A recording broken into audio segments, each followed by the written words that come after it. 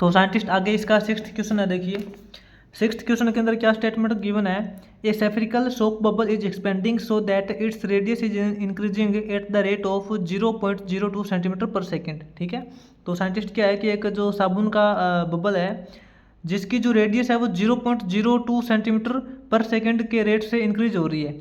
Eight what rate is surface area increasing when radius is 4 centimetre. अब इसने पूछा है कि इस सोप का जो बबल है इसकी रेडियस इस रेट से बढ़ रही है, तो इसका सरफेस एरिया है वो किस रेट से बढ़ेगा जब इसकी रेडियस 4 सेंटीमीटर हो जाएगी।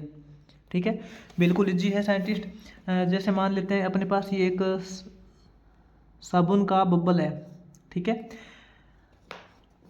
इसने क्या बोला है कि इसकी जो रेडियस की जो इंक्रीजिंग रेट है वो नोट कर लेते हैं। सबसे पहले क्या दे रखा है, rate of radius that increase, जो इसकी रेडियस इंक्रीज हो रही है उसकी रेट है 0.02 सेंटीमीटर पर सेकेंड, ये इसकी रेट है। ठीक है, और सबसे पहले तो हमें इसका सरफेस एरिया का फॉर्मूला पता होना चाहिए। इसका सरफेस एरिया क्या होता है, surface area of bubble, surface area of bubble. तो साइंटिस्ट आपको पता है कि जो सोप का जो बबल है वो एक सेफरिकल टाइप का है, तो इसका जो सरफेस एरिया आप एस बोल सकते हो, जो कि हो जाएगा अपने पास 4πr²।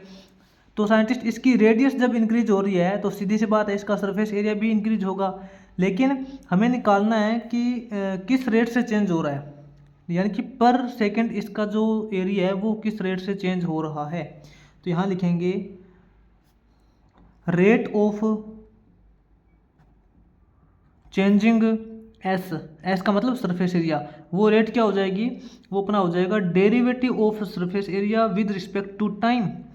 ये जो सरफेस एरिया है ये कितना डेरिवेट हो रहा है विद रिस्पेक्ट टू टाइम, डी/dt निकालेंगे, टाइम के रिस्पेक्ट में निकाल रहे हैं ना। इसका डेरिवेटिव करोगे तो 4π तो देखो कांस्टेंट रहेगा, r² का डेरिवेटिव करोगे, r² तो आपका हो जाएगा 2r, क्योंकि सबसे पहले पावर का डेरिवेटिव करेंगे 2r हो जाएगा, फिर r का भी डेरिवेटिव करेंगे टाइम के रिस्पेक्ट में, क्योंकि r भी तो चेंज हो रहा है ना, dr/dt हो जाएगा। ये dr/dt क्या है साइंटिस्ट, ये dr/dt आपको ये दे रखा है 0.02। ठीक है, रेडियस का change with respect to time ये आपको पहले से ही दे रखा है। तो इसका सरफेस एरिया कितना चेंज हो जाएगा साइंटिस्ट, ये देखिए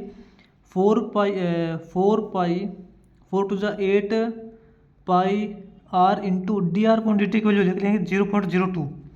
क्या लिखेंगे, 0.02 को हम लिख सकते हैं 2/100, 2/100।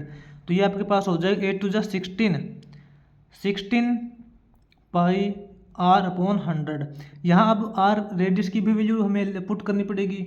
जब इसकी रेडियस है वो हमें 4 सेंटीमीटर दे रखी है, इसकी रेडियस 4 सेंटीमीटर दे रखी है, तो क्या हो जाएगा 16 इंटू पाई इंटू रेडियस 4/100। लेकिन साइंटिस्ट इसने साथ में ये भी बोल रखा है कि पाई की वैल्यू है वो 3.14 में यूज करना है, तो ये अपना हो जाएगा 16 इंटू 3.14 इंटू 4/100। ठीक है, इसको साइंटिस्ट जब आप सोल्व करोगे तो फाइनली आंसर अपना कितना आएगा, 16 इंटू 4 इंटू दिस वैल्यू करके देख लेना, डिवाइड अपॉन 100 कर लेना। आपको बता देता हूँ, ये अपना हो जाएगा 16 4 जा 64 इंटू ये हो जाएगा अपने पास 314 क्यों, क्योंकि इसका पॉइंट हटा लिया, इसका पॉइंट हटाएंगे तो डिवाइड में 100 लगेगा और इंटू ये 100 पहले से है। जब आप इसको इन दोनों को मल्टीप्लाई करके नीचे 4 अंक बाद पॉइंट लगाओगे तो अपना फाइनल आंसर निकल के आएगा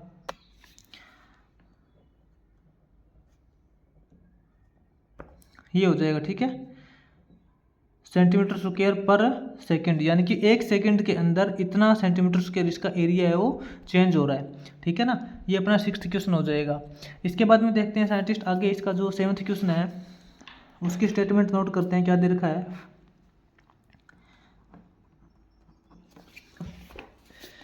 7th क्वेश्चन में साइंटिस्ट इसने बोला है अपने को the radius of a circular soap bubble. Scientist ये क्वेश्चन बिल्कुल 6th क्वेश्चन के जैसा ही है। यहाँ पे एक जो सोप का बबल है वो सर्कुलर टाइप का है उसकी जो रेडियस है वो 0.2 सेंटीमीटर पर सेकंड के अकॉर्डिंग चेंज हो रही है। तो हमें निकालना है rate of increase of its volume, इसके वॉल्यूम की हमें रेट निकालनी है, किस रेट से चेंज हो रहा है जब इसकी रेडियस 4 सेंटीमीटर के इक्वल होगी। ठीक है,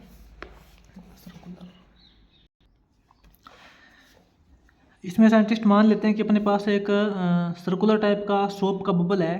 ठीक है, वैसे साइंटिस्ट सर्कुलर तो बोलने में आता है, जो बबल होता है जिसका आप बुलबुला बोलते हो वो स्फेरिकल टाइप का ही होता है, सिंपल आपको बता देता हूँ। ठीक है, तो यहाँ पे डायरेक्ट नोट करते हैं इसकी जो रेडियस है वो किस रेट से चेंज हो रही है। तो यहाँ पे क्या लिखेंगे, rate of change of its radius, इसकी रेडियस जिसका आप बोल सकते हो dr/dt, यानी कि टाइम के रिस्पेक्ट में रेडियस के अंदर जो चेंजिंग आ रही है वो अपनी है 0.2 सेंटीमीटर पर सेकंड। इस रेट से इसकी रेडियस चेंज हो रही है। तो हमें इसका वॉल्यूम का चेंज निकालना है, तो सबसे पहले हमें इसके वॉल्यूम का फॉर्मूला पता होना चाहिए। तो वॉल्यूम ऑफ बबल कितना हो जाएगा साइंटिस्ट, वॉल्यूम ऑफ बबल यानी कि सेफ्रिकल टाइप की कोई शेप होती है जिसका वॉल्यूम वो अपना होता है, जिसका आप बोल सकते हो V = 4/3 into pi r cube, ये हो जाएगा। इसका टाइम के रिस्पेक्ट में आप डेरिवेटिव करेंगे, तो इसका टाइम के रिस्पेक्ट में डेरिवेटिव करोगे तो dV/dt हो जाएगा। इसका डेरिवेटिव करोगे 4/3 तो आपका कांस्टेंट है, पाई भी कांस्टेंट रहेगा। आर क्यूब का डेरिवेटिव करोगे तो ये 3r² हो जाएगा, और ये तो पावर का डेरिवेटिव हुआ है ना। अब आर का डेरिवेटिव करोगे टाइम के रिस्पेक्ट में तो ये तो dr/dt हो जाएगा। तो ये साइंटिस्ट इसका डेरिवेटिव ओवरऑल हो चुका है। ठीक है, बस इसके अंदर वैल्यू पुट करनी है। यहाँ से देखिए 3 से 3 कैंसिल हो जाएगा, अपने पास बचेगा 4πr² इंटू dr/dt। लेकिन हमें इसका जो वॉल्यूम का चेंज है वो निकालना है 8r = 4 सेंटीमीटर के लिए।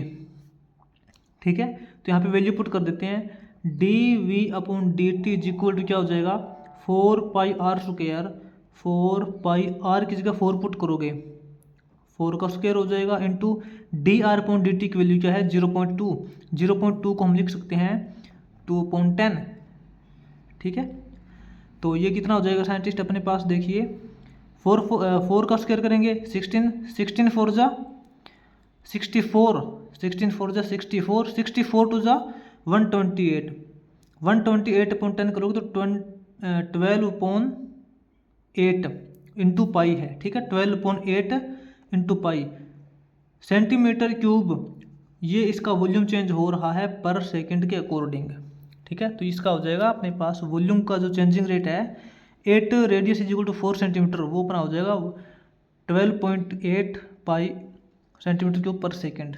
ठीक है, इसके बाद में नेक्स्ट इसका देखते हैं 8th क्वेश्चन।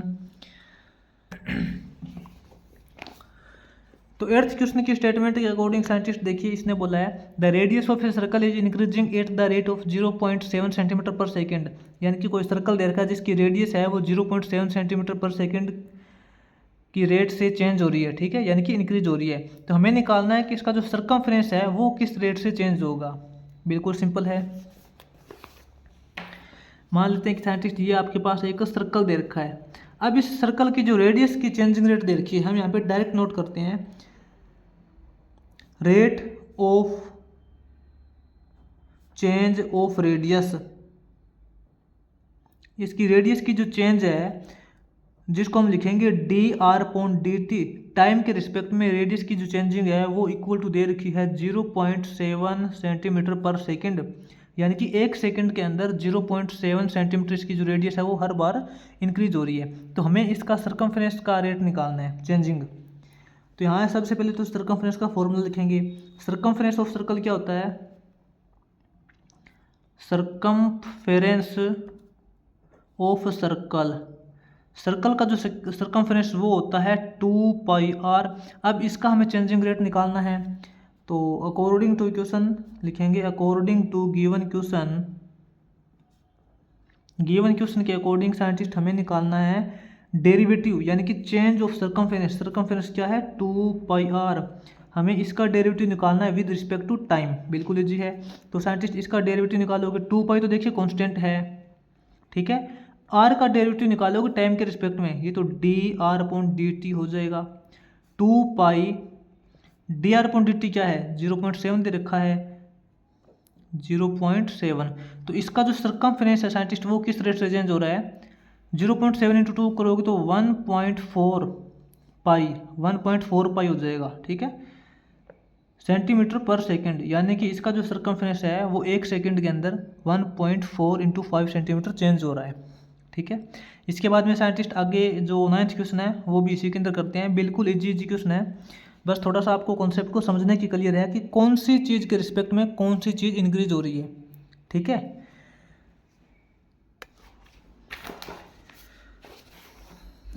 आगे साइंटिस्ट इसके जो 9th क्वेश्चन में देखना, इसने बोला the volume of a spherical balloon is increasing at the rate of 20 centimetre cube per second. यहाँ इसने थोड़ी जो कंडीशन है वो थोड़ी उल्टी दे रखी है। यहाँ वॉल्यूम का जो बैलून का वॉल्यूम है उसकी इंक्रीजिंग रेट दे रखी है 20 सेंटीमीटर क्यूब पर सेकंड। हमें यहाँ पे निकालनी है rate of change of surface area, ठीक है, जब इसकी रेडियस है 8 सेंटीमीटर है। तो ये कैसे निकालेंगे साइंटिस्ट, यहाँ पे मान लेते हैं कि अपने पास ये कोई स्फेरिकल बैलून दे रखा है, ठीक है। इसके अंदर हम पहले से नोट कर देते हैं जो हमें गिवन कंडीशन है, सीधा सीधा हमें साइंटिस्ट इसने गिवन कंडीशन के अंदर क्या दे रखा है, इसने बोला है d v upon D t, यानी कि टाइम के रिस्पेक्ट में इसका जो वॉल्यूम चेंज हो रहा है वो हो रहा है 20 सेंटीमीटर क्यूब पर सेकेंड, ठीक है। वैसे आप मेरे को ये बताइए कि इसके वॉल्यूम का फॉर्मूला क्या होता है, आपको पता है वॉल्यूम ऑफ ए सफ़ेयर का जो वॉल्यूम होता है जिसको आप वी बोल सकते हो वो होता है equal to 4/3 pi r cube, ये वॉल्यूम होता है। यानी कि टाइम के रिस्पेक्ट में इसका डेरिवेटिव दिस वैल्यू है। कहने का मतलब है कि derivative of d v upon D t time के रिस्पेक्ट में वॉल्यूम का जो डेरिवेटिव, आप इसका एक बार डेरिवेटिव कीजिए, 4/3 पाई भी कांस्टेंट है, ठीक है, आर क्यूब इसका डेरिवेटिव करोगे तो ये इंटू 3r² हो जाएगा, और फिर r का डेरिवेटिव करोगे टाइम के रिस्पेक्ट में तो dr/dt हो जाएगा, ठीक है। ये वॉल्यूम का डेरिवेटिव है टाइम के रिस्पेक्ट में जो हमें पहले से ही गिवन है इक्वल टू 20, इसको नोट कर सकते हैं, ठीक है। यहाँ से साइंटिस्ट देखो आपको वॉल्यूम का चेंजिंग रेट दे रखा है और आपको निकालना है इसके सरफेस एरिया का चेंजिंग रेट, तो उससे पहले आपको रेडियस का चेंजिंग रेट पता होना चाहिए, ठीक है, कि किसी इंस्टेंट के ऊपर इसकी जो रेडियस है वो किस रेट से चेंज हो रही है। अगर आपको dr/dt रेडियस का चेंजिंग रेट मिल गया टाइम के रिस्पेक्ट में, फिर तो आप इसका सरफेस एरिया का चेंजिंग रेट भी निकाल सकते हो बिल्कुल ईजिली, ठीक है। तो हमारा मेन मोटिव क्या है, हमें dr/dt निकालना है, यानी कि यहाँ से हमें इसकी रेडियस की चेंजिंग रेट निकालनी है, बिल्कुल ईजी है। तो साइंटिस्ट यहाँ देखिए जो dr/dt की वैल्यू क्या हो जाएगी, इसके अकॉर्डिंग अपने पास dr/dt की जो वैल्यू होती है वो इज इक्वल टू 20, ये वैल्यू पलट जाएगी, ये वैल्यू इसके मल्टीप्लाई में है तो दूसरे साइड डिवाइड में चली जाएगी। ये 4 ऊपर है, 4/3 है ना, तो ये अपने पास यहाँ तो ऊपर 3 चला जाएगा, नीचे 4 आ जाएगा, नीचे भी पाई आएगा, और ये वाला जो 3 है वो भी यहाँ आएगा, r² है वो भी यहाँ आएगा, ठीक है। यानी कि हमने इसको पलट दिया है, हमें dr/dt चाहिए। तो यहाँ देखिए साइंटिस्ट 3 से 3 डायरेक्ट कैंसिल हो जाएगा, और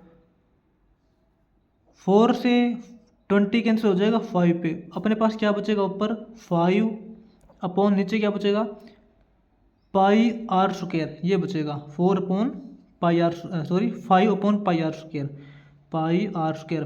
तो साइंटिस्ट ये इसके रेडियस की चेंजिंग रेट है, ये क्या है dr/dt, ये इसके रेडियस की चेंजिंग रेट है, यानी कि पर सेकंड में जो रेडियस है वो इतने सेंटीमीटर चेंज हो रही है। आपको dr/dt मिल चुका है। अब हमें क्या निकालना है, अब हमें निकालना है इसके सरफेस एरिया का चेंजिंग रेट, और आपको पता है सरफेस एरिया ऑफ सफ़ेयर क्या होता है,